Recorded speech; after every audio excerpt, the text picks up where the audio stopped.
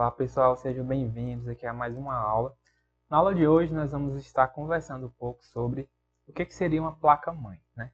Como o próprio nome diz, ela sugere que é uma placa e que ela é a principal do computador, né? Ou seja, a placa-mãe. Então, o que significa esse nome? Significa que se ela é a placa-mãe, né, a principal, significa que todos os componentes precisam dela para funcionar.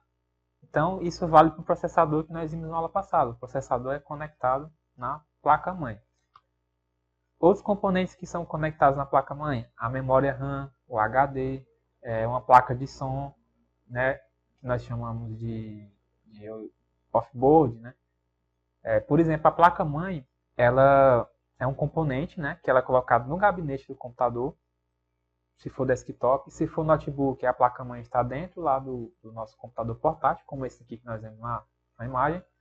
Então, a placa-mãe ela permite a interconexão e comunicação de todos os componentes. Por exemplo, o processador comunicar com a memória RAM, com a memória do HD.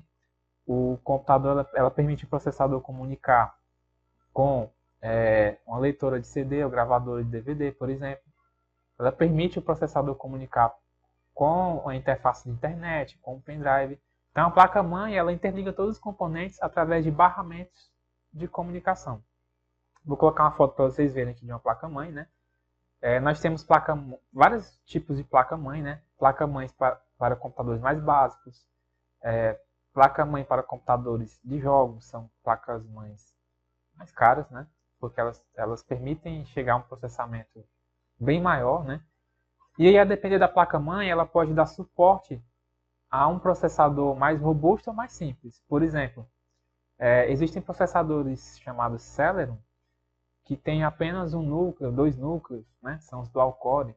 Então, existem placas-mães compatíveis para cada tipo de processador, para cada tipo de memória do computador. Então, tem as placas-mãe para computadores de jogos ou para computadores mais robustos, digamos assim. Elas conseguem trabalhar com processadores que trabalham, que tem mais núcleos, né? Então, a ideia do processador é que quanto mais núcleo o processador tiver, mais rápido ele vai processar as coisas. Então, se você for procurar montar um computador, por exemplo, você quer um computador para jogos, você vai procurar uma placa-mãe que seja compatível com placas de vídeo potentes e também com um bom processador, né? Que mais que nós podemos falar da placa-mãe? Ela é o componente principal, a fonte é ligada na placa-mãe. Sem ela, o computador não existiria, né?